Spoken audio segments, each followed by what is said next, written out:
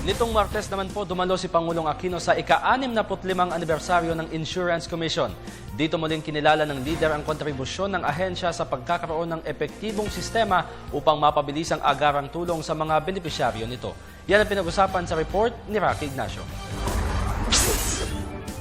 Kinilala ni Pangulo Aquino ang malaking kontribusyon ng Insurance Commission sa pagtatagpa ng industriya. Sa ika-65 anibersaryo ng komisyon, pinapurihan ng Pangulo ang epektibong sistema upang mabilis ang maipabot ang agarang tulong sa mga benepisyaryo. Sa ilalim ng programang mabilis na proseso, benepisyo'y sigurado, kabilang sa mga naihatid na ayuda ay ang mga nabiktima ng Super Typhoon Yolanda.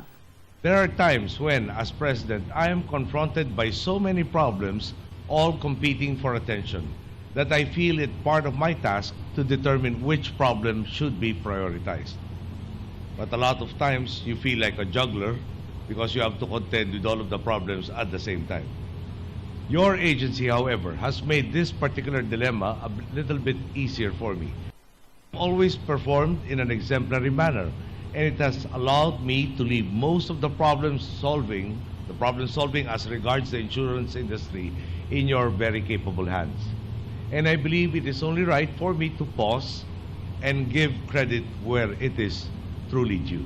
Gate ang Pangulo, naging pangunahing sandigan ng komisyon at stakeholders ang tiwala sa sistema. Mula 2009 hanggang 2013, itinaas ang premium sa 150%, kaya umabot sa 200 billion pesos ang pondo nito mula sa dating 78 billion pesos. Ibig sabihin, 72% o 23 milyong katao ang insured.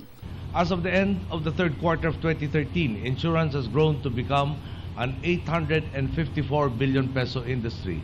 And some project that by the end of 2014, it will be a trillion peso industry in terms of assets.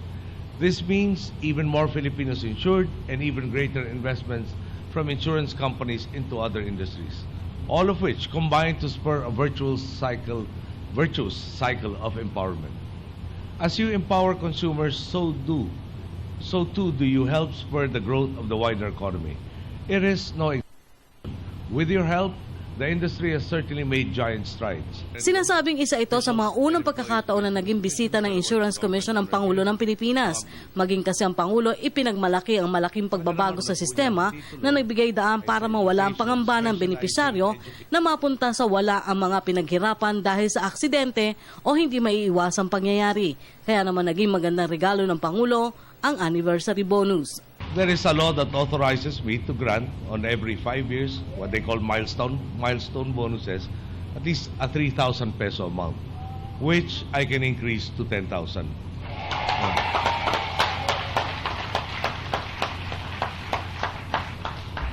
I think you deserve it.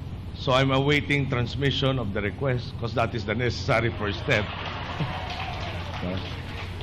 Now, I understand, and again, I have to say this for the public record. It is not that you just deserve it, but I think you even more deserve it because I understand the reason for the delay in transmission was your commissioner felt it was improper to request for the same, no, and was waiting in the traditional sense for his accomplishments and your accomplishments to be recognized by others. No? Sa Tagalog po, hindi natin kinatutuwa yung nagtataas na sariling bangko.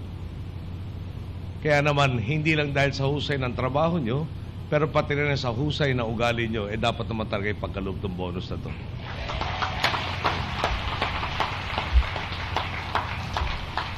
Turo po sa akin ng tatay ko, huwag ka magbibitaw ng salitang di mo kayang gawin, at pag mahirap gawin, lalo mong gawin.